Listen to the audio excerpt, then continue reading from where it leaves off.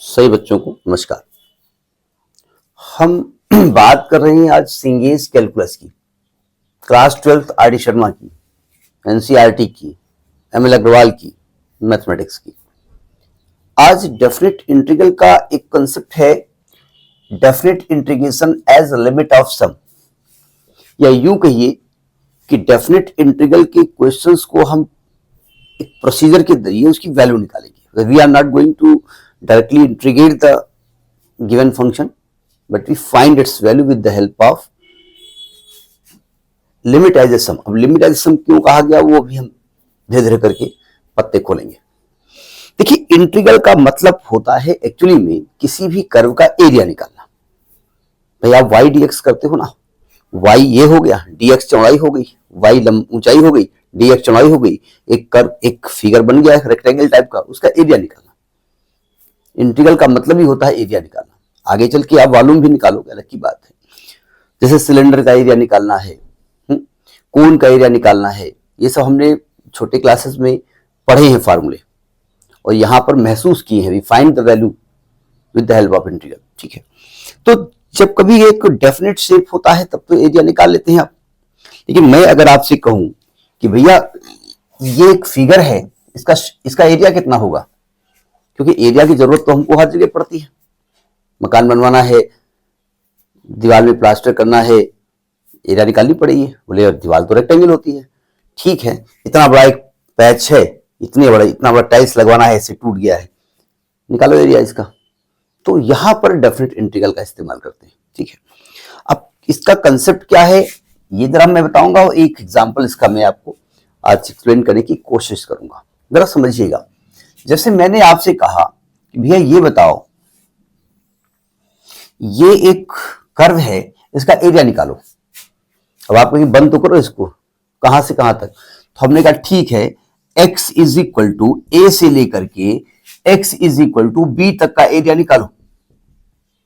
ये y is the function of x, ये curve है। निकाल सकते हैं एरिया? नहीं निकाल पाएंगे, क्योंकि एक फिगर डेफिनेट नहीं है। क्या करें आप? उन्होंने कहा देखो ऐसा, जरा समझिएगा सावधान। जैसे ये लंबाई मान लीजिए ये y है ना, y है, और ये x इक्वल टू a है, ये y है। तो इस पॉइंट का कोऑर्डिनेट क्या होगा? मतलब यहां x इक्वल टू a है, तो इस पॉइंट का कोऑर्डिनेट क्या होगा? छोड़िए कोऑर्डिनेट, ये हाइट y है। ठीक, जब आप आगे बढ़ोगे तो हाइट चेंज होगी? नहीं होगी, थोड़ी देर तक y रहेगी। भाई अगर ये हाइट y है, जस्ट यहां पहुंचोगे तो y चेंज हो जाएगा, जस्ट बगल में हाइट y होगी। ठीक है, तो हमने कहा ऐसा करो, इसको बहुत सारे पार्ट में ब्रेक कर लो। मतलब मैं अब चूंकि दूर दूर बनाना हमारी मजबूरी है, जिससे आपको समझ में आ जाए, हमने कहा इसको बहुत सारे टुकड़े में ब्रेक कर लो। कितने टुकड़े कर दो? n टुकड़े कर दो इसके, और अलग अलग टुकड़े का एरिया निकाल लो। आप कहेंगे अच्छा कहां से निकालेंगे? इस टुकड़े का नाम क्या है नहीं मालूम, क्योंकि ये वाली चीज देखो ऐसे कर्व जा रहा है ना, ये रेक्टेंगल तो नहीं है। ठीक है भाई, अगर हम रेक्टेंगल करें तो ऐसे लाइन खींच दें तो ये रेक्टेंगल बन जाएगा, तो ये इसका हम क्या करेंगे? तो हमने कहा ठीक है, ये जो लाइन खींची है ना, इसको थोड़ा और नजदीक ले आओ, और नजदीक ले आओ, तब तो रेक्टेंगल बनेगा। बोले नहीं, अभी भी देखो थोड़ा सा एरिया फंस रहा है। हमने कहा और नजदीक ले आओ। तो एक ऐसी सिचुएशन आएगी, हम इतना नजदीक ले आएंगे कि एग्जैक्ट में रेक्टेंगल बन जाएगा, तब तो एरिया निकल आएगा। ठीक है, अब देखो इन दो लाइनों के बीच की चौड़ाई को हमने कहा ये h, चौड़ाई हमने क्या मानी? h, और ये लंबाई ऊंचाई कितनी है? y, और हम कह रहे हैं कि ये यहां से यहां तक जाने में ये y चेंज नहीं हुआ है, तो इस वाले पार्ट का एरिया क्या निकलेगा? तो आप कहेंगे y into H, y into H कह सकते हैं ना। y बोले तो y is the function of x, और x की वैल्यू क्या है? a, तो यानी कि एफ ए हो जाएगा, तो यानी इसकी एरिया क्या हो जाएगी? F a into h. सही मैंने कहा, इस रेक्टेंगल की एरिया निकल आई। ठीक, अब हम इस पॉइंट पे पहुंच गए। इस पॉइंट पे हम h आगे बढ़े तो ये पॉइंट हो गया a प्लस एच। अगर ये a प्लस एच हो गया तो ये वाली हाइट क्या हो गई? ये वाली हाइट हो जाएगी y बराबर एफ ए प्लस एच। ठीक, बगल में एक और रेक्टेंगल, एक और लाइन ये है, इसकी भी चौड़ाई h, तो इसका क्या क्या एरिया हो जाएगा, F a plus h into H. ठीक कह रहा हूं ना मैं। इसके बाद h और बढ़ गए तो ये वाला हो गया a प्लस टू एच। ठीक, ये हाइट हो गई F a plus two H और ये चौड़ाई हो गई h। इसका एरिया क्या होगा, F a plus two H into H. इस प्रकार से सभी एरियाज निकल आएंगे और सबको उठा के ऐड कर दें तो एरिया निकल आएगा, नहीं निकल आएगा, मतलब अलजेब्रा के हिसाब से, मैं इंटीग्रल की बात नहीं कर रहा हूं। तो आप कहेंगे हाँ निकल आएगा, तो कैसे निकलेगा। अब देखिए, पहले तो हमने कहा देखो हमने ए से बी तक एरिया निकालना था, तो टोटल जो इसकी चौड़ाई थी, जो रेंज था, वो बी माइनस ए था। अगर एक्स ए बराबर 5 है और बी बराबर 10 है तो ये चौड़ाई 12 है, मतलब 12 है, तो चौड़ाई कितनी हो गई, 7 हो गई ना। तो ये b माइनस ए है और इसके n टुकड़े किए, n से डिवाइड किया तो एक टुकड़े की चौड़ाई निकल आई और एक टुकड़े की चौड़ाई कितनी होगी, h। ठीक है, और ये चौड़ाई बहुत बहुत बहुत स्मॉल ली है। स्मॉल कब होगी, वह इतनी स्मॉल है कि h जीरो है, मतलब जीरो है नहीं, मतलब जब n की वैल्यू इंफिनिटी आप रखोगे तो h की वैल्यू क्या आने वाली है, जीरो। मतलब ये चौड़ाई बहुत स्मॉल है, जिससे वो रेक्टेंगल फॉर्म हो जाए, अदरवाइज रेक्टेंगल फॉर्म नहीं हो पा रहा ना। समझ में बात आ रही नहीं आ रही है। टीयर्स, टीईए, टीयर्स, चीयर्स होता है। अब आप क्या करें, अब आप दूर है तो ऐसे ही महसूस करिएगा। ठीक है, तो यानी कि ये एरिया निकला कि नहीं निकला, इसी एरिया को निकालने का काम है सम। यही आप सम कर रहे हो, है ना। तो आपने क्या किया, ए टू बी हमको निकालना था, A to B F X D X की वैल्यू निकालनी थी। तो हमने कहा क्या करें, हमने कहा देखो ये एफ ए हो गया इंटू एच, ये पहले वाला रेक्टेंगल का एरिया निकला है। अब मैं आपको समझाने के लिए थोड़ा रेक्टेंगल चौड़े किए दे रहा हूं। ठीक, बहुत पतले करेंगे दिखाई नहीं पड़ेगा ना, इसलिए चौड़े किए दे रहा हूं, यानी चौड़ाई बहुत स्मॉल है, ध्यान रखिएगा। ठीक, ये ए है और ये चौड़ाई एच है। ठीक है, तो इसका एरिया निकल आया।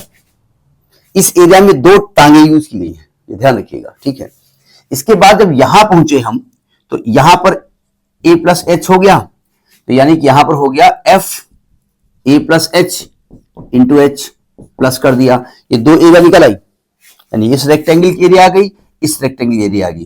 कहां तक पहुंचेंगे, जब यहां पहुंचेंगे, भाई एन टुकड़े की है ना, तो ये आपका होगा a plus n minus one h और ये चौड़ाई मल्टीप्लाई करेंगे तो अल्टीमेटली एरिया कहां से कहां तक निकलेगी। अब इसको रब कर देते हैं क्योंकि डायग्राम का काम खत्म हो गया है। तो आपका जो एरिया निकलेगा वो क्या निकलेगा, f a into h plus f a plus h into h plus so on, last में क्या आएगा, f a plus n minus one h into h. सही कहा ना मैंने। और h की वैल्यू क्या है, h की वैल्यू है वेरी स्मॉल, तो लिमिट यहां पर आया है h टेंडिंग टू 0 और n टेंडिंग टू इंफिनिटी। कुछ बुक्स में केवल n टेंडिंग टू इंफिनिटी लिखा हुआ है, कुछ ज्यादातर बुक्स में h टेंडिंग टू 0 लिखा हुआ है। हम दोनों लिखते हैं, जब तक n है n की लिमिट भी लिखी जाएगी, जब तक h है h की लिमिट भी लिखी जाएगी। लेकिन लिमिट ऑपरेट कैसे करेंगे, तो हमने कहा a से b तक की जो रेंज थी वो b माइनस ए थी, उसके n टुकड़े किए थे तो ये h आया था, तो b माइनस ए बराबर NH हो जाएगा। तो जहां NH है वहां क्या लिखोगी, b माइनस ए, जहां NH है तो n गायब हो जाएगा। भाई n को अगर इन्फिनिटी कर दोगे, भैया अगर यहां पर n की जगह इन्फिनिटी कहीं रख दोगे तो वैल्यू इनफाइनाइट नहीं हो जाएगी। तो ये प्रोसेस होता है। अगले स्टेप में चाहो तो h को बाहर लिख दो, h कॉमन ले लो, तो ये हो जाएगा limit h tending to infinity, h बाहर हो जाएगा तो यहां से h गायब हो जाएगा।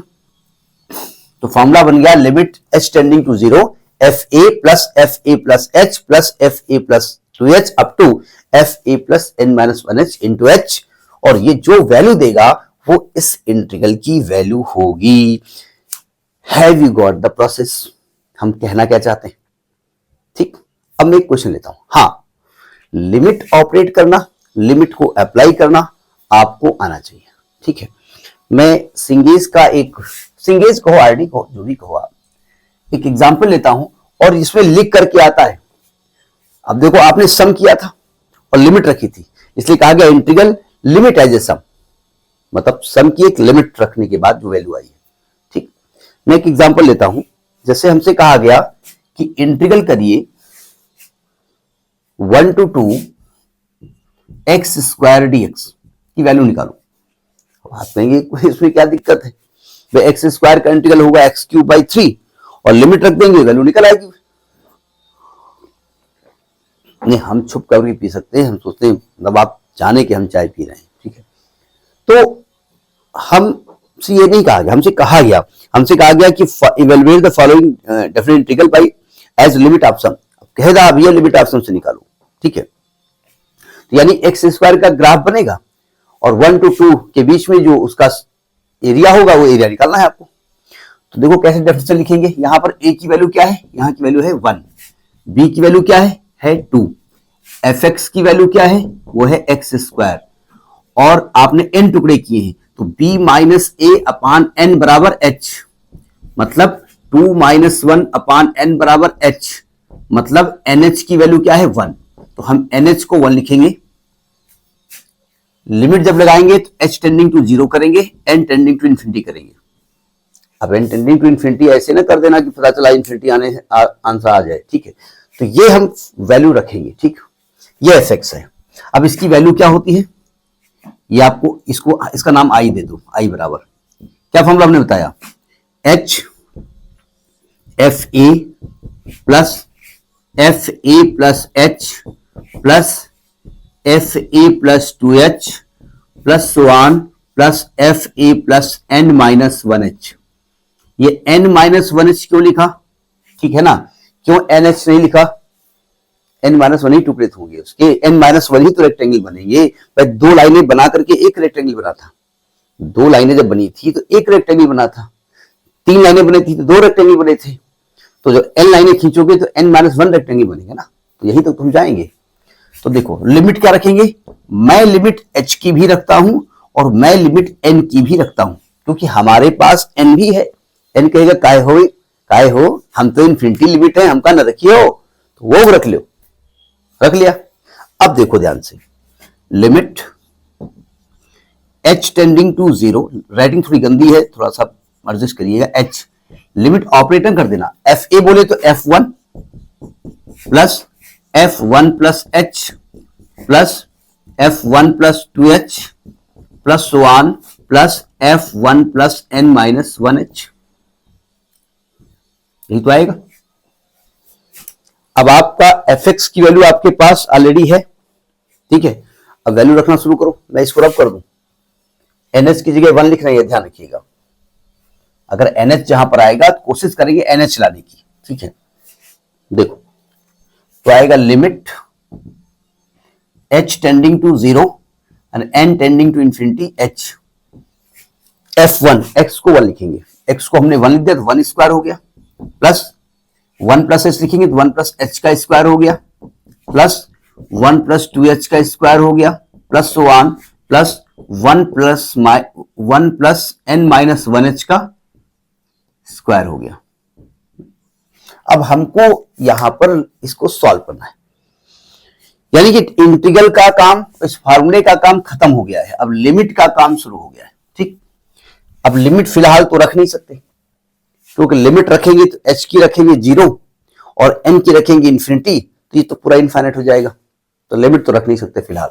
इसको सॉल्व किया जाए, limit h tending to 0 and n tending to infinity into h। थोड़ा हम स्पीड से बताने की कोशिश करते हैं। ठीक है, थोड़ा मेरी आदत है थोड़ा सा रफ्तार में वैल्यू बताने की, क्योंकि ग्रेजुएशन की क्लासेस ज्यादातर हमारे पास रहती है, तो ग्रेजुएशन के बच्चे जल्दी ग्रैस्प कर ले जाते हैं, तो हम मानते हैं आप भी अच्छे होंगे। ठीक है, तो अगर कहीं स्पीड हो तो मैनेज करिएगा। अब मैं देखो जरा ध्यान सुनिएगा, अब इसको एक साथ लिखेंगे, 1 स्क्वायर यहां आएगा, 1 स्क्वायर यहां आएगा, 1 स्क्वायर यहां आएगा, 1 स्क्वायर यहां आएगा। कितनी बार आएगा, ये ना कहना n माइनस 1 बार आएगा।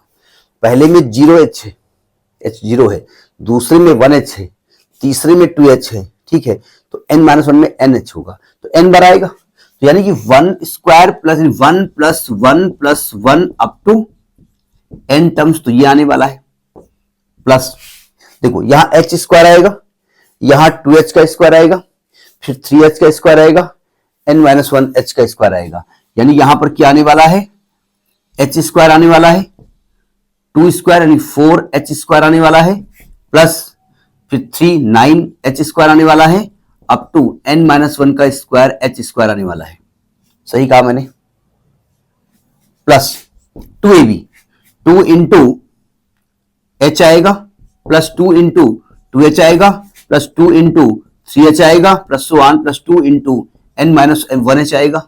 क्या मैं ये जो एक्सपेंशन कर रहा हूं इसका मतलब समझ में आ रहा है आपको? तो आप कहें हाँ बिल्कुल समझ में आ रहा है, वेरी गुड। अब देखो क्या किया जाए, चाय पी ली जाए। अभी भी लिमिट हम नहीं रख सकते, तो अगर h को रखेंगे तो n भी यहां पर अपनी उपस्थिति दर्ज करा रहा है। अब देखो ध्यान से, ये 1 प्लस 1 प्लस 1 जब करेंगे, देखिए limit h tending to 0 n tending to infinity h, ये क्या हो जाएगा n टाइम्स है ना, ये तो n आने वाला है। अब देखो यहां से h स्क्वायर हमने यहां से कॉमन ले लिया, ठीक है, तो यहां क्या बचेगा 1 square plus 2 square plus 3 square up to n-1 का स्क्वायर। सही कहा ना मैं, ऐसे लिख दिया, ठीक है। प्लस यहां से 2h कॉमन ले लो, तो क्या बचने वाला है, यहां से 1 बचने वाला है, यहां से 2 बचने वाला है, यहां से 3 बचने वाला है, अप टू n-1 बचने वाला है। सही कहा मैंने। अब जरा देखो ये क्या लिखा हुआ है, अब इसको हम रब कर देते हैं, कहीं गलती ना हो जाए, बस गलती होने के चांसेस सबसे ज्यादा रहते हैं, पता नहीं क्यों। देखिए limit h tending to 0 and n tending to infinity h, ये तो n हो गया, h स्क्वायर हो गया। इधर देखो जरा 1 square 2 square 3 square up to n-1 square, कोई फार्मूला आपके दिमाग में आ रहा है, नहीं आ रहा है? नहीं आया? आपको याद होगा 1 square plus 2 square plus 2n square, इसको हम सिग्मा n स्क्वायर कहते थे 11th क्लास में, और इसकी वैल्यू क्या होती थी n plus 1 2n plus 1 by 6 होती थी ना। और ये n कहां तक गया है n-1, तो n जगह क्या आ जाएगा n-1, यानी इसको हम चाहें तो लिख सकते हैं सिग्मा r स्क्वायर, और r को 1 से लेकर के ऐसे लिखेंगे तो कंफ्यूज हो जाएंगे आप, हम डायरेक्ट वैल्यू लिख दे रहे हैं भाई। अगर 1 square 2 square up to n square तक जोड़ते हैं तो n plus 1 2n plus 1 by 6 होता है ना, और आप 1 square 2 square up to n-1 का स्क्वायर तक जोड़ रहे हैं, तो n जगह लिख दो n-1, तो यहां n-1 करोगे तो यहां पर आएगा n-1, यहां लिखोगे n-1 तो यहां आएगा n, यहां पर लिखोगे कितना आएगा 2n-1 प्लस 1, तो यह आएगा 2n-1 अपॉन 6 प्लस। समझ में आई बात नहीं आई? अब इसको देखो जरा 1 plus 2 plus 3 up to n, पहचानते हैं आप n प्लस 1 बाई 2, याद है ना, 1 से लेकर के n तक जब आप ऐड करती थी सिग्मा n आता था, तो उसको याद होगा ना आपको कि अगर 1 plus 2 up to n plus करेंगे, इसको सिग्मा n लिखते थे, इसकी वैल्यू थी n प्लस 1 बाई 2, और चूंकि यहां पर n-1 तक है तो n जगह लिख दो n-1, तो आएगा n-1 into n-1 plus 1 and n by 2। अब ये हमारा काम थोड़ा छोटा हो गया, अभी भी लिमिट ऑपरेट हम नहीं कर पा रहे हैं। देखिए इसमें जब मैं लिमिट रखूंगा तो यहां पर मैं n को इन्फिनिटी नहीं लिख सकता, क्योंकि अभी n आ रहा है, तो जैसा हमने कहा अभी NH जहां पर आएगा उसकी जगह क्या लिखेंगे 1, तो मैं NH लाने की कोशिश करूंगा, पहली बात। दूसरी बात, चूंकि n टेंडिंग टू इनफाइनाइट है तो मैं 1 अपान n लाने की कोशिश करूंगा, क्योंकि 1 अपान इन्फिनिटी को 0 हो जाएगी। तो उसके लिए क्या करना पड़ेगा, देखो ध्यान से, अभी तो लिमिट को हम लिखना ही पड़ेगा ना, h भी है और n भी है, दोनों को लिखना पड़ेगा। बुक में n नहीं लिखा होता है, लेकिन लिखना तो पड़ेगा ना, वो इन्फिनिटी है भाई, उसकी औकात बहुत हाई फाई है। h को अंदर ले जाओ, तो h को ले जाएंगे तो NH हो जाएगा, यहां देखो h क्यूब हो जाएगा। अब देखो यहां पर एक n है, यहां से एक n कॉमन लो, यहां से n कॉमन लो, तो बाहर n क्यूब हो जाएगा। यहां क्या बचेगा 1 माइनस 1 अपान n, यहां 2 माइनस 1 अपान n अपान 6, प्लस यहां से देखो h अंदर गया, अच्छा ये 2 कट गया, ध्यान रखिएगा, h स्क्वायर हो गया, ये एक n यहां है और एक ब्रैकेट से n कॉमन लो, n स्क्वायर 1 माइनस 1 अपान n। अब आप लिमिट में क्या लिखोगे, nh को 1 लिख दो और n को इन्फिनिटी लिख दो, तो ये तो 1 आने वाला है, ये 1 क्यूब 1 हो गया, 1 minus 1 upon infinity and 1 minus 0 तो 1 आएगा, 2 माइनस 0 2 आएगा अपान 6 प्लस ns 1 हो गया, यहां 1 बचेगा तो आ गया 1 प्लस 1 अपान 3 प्लस 1, तो 2 प्लस 1 अपान 3, 3 दूनी 6 7 7/3, ये आपका आंसर आ गया। अब देखिए जब आप इस प्रकार से क्वेश्चन को सॉल्व करेंगे और आप उसको वेरीफाई करना चाहते हैं तो आप जानते हैं कि आपके पास इंटीग्रल क्या था, 1 to 2x स्क्वायर dx था ना। अगर मैं डायरेक्ट इसको इंटीग्रेट करता तो भैया x क्यूब बाई 3 होता और लिमिट 2 to 1 होता, 1 to 2, तो जब लिमिट रखोगे 2 तो 2 दूनी 4 दूनी 8/3 माइनस 1/3, देखो 7/3 आ रहा नहीं आ रहा है, तो एक बार आप उसको डायरेक्ट करके वेरीफाई करके जरूर देख लेंगे, ठीक है। तो ये आपका कॉन्सेप्ट हो गया definite integral as limit of sum. Next topic किसी और वीडियो में, तब तक नमस्कार।